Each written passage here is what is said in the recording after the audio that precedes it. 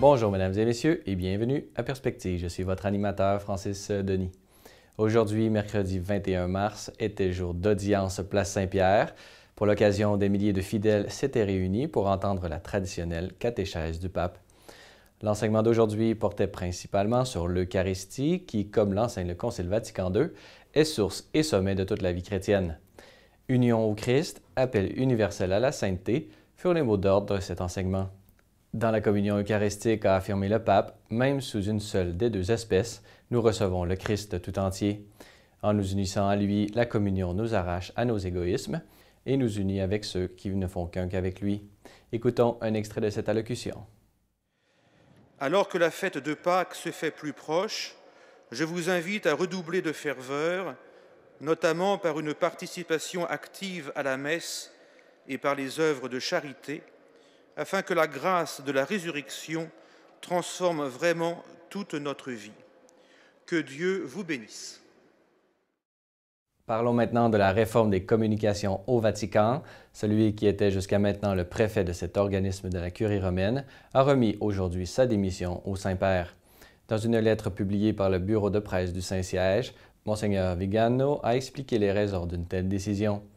Respect pour les gens qui ont travaillé avec lui durant ces années et éviter que le motu proprio sur la réforme de la communication puisse être retardé, endommagé ou même bloqué, explique, selon lui, la nécessité de son départ.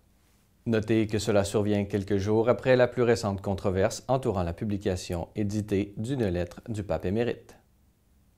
Toujours au Vatican, les travaux du pré-synode vont bon train alors que les délégués du monde entier poursuivent leurs échanges et l'écriture des recommandations au Saint-Père. Cette semaine de rencontre est sous la responsabilité particulière du cardinal Lorenzo Baldisseri, secrétaire général du Synode des évêques. Écoutons-le nous parler de l'intuition derrière l'organisation de ce pré-synode des jeunes, propos recueillis par nos collègues de KTO Télévision. Pour nous, l'Église est très important que les jeunes puissent parler.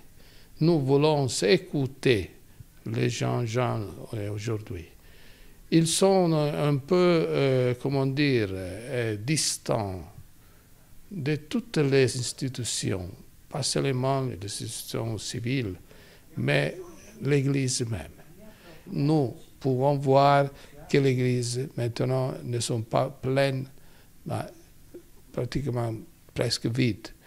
Et voilà, et pourquoi? Alors, c'est l'interrogation. Et nous sommes là pour voir qu'est-ce que nous pouvons faire. Nous sommes encore dans une situation qui n'est pas adéquate. Et tout ça, nous devons avoir le courage de sortir, comme le pape dit. Certainement, c'est un défi, mais nous voulons les défis, parce que les défis sont là. Et alors, nous ne devons pas avoir peur de tout ce que les jeunes veulent traiter. Et nous voulons dire que l'Église considère les jeunes pas des objets ou des thèmes à traiter. Mais nous voulons que les jeunes soient des protagonistes, des acteurs principaux. Et pour faire cela, nous avons inventé les pré-synodes. Et ils sont là, tous sont jeunes des 5 continents, ici à Rome. C'est déjà une manière pour les intégrer. Et nous avons 15 000 jeunes qui sont en connexion à travers le web. Et alors nous pouvons dire, c'était vraiment un succès. Et les jeunes répondent, exactement, ils sont là. Notez en terminant qu'aujourd'hui fut annoncée la présence du pape François en Irlande cet été, les 25 et 26 août prochains. Cette visite sur la terre de Saint-Patrick permettra donc sa participation à la rencontre mondiale des familles de Dublin.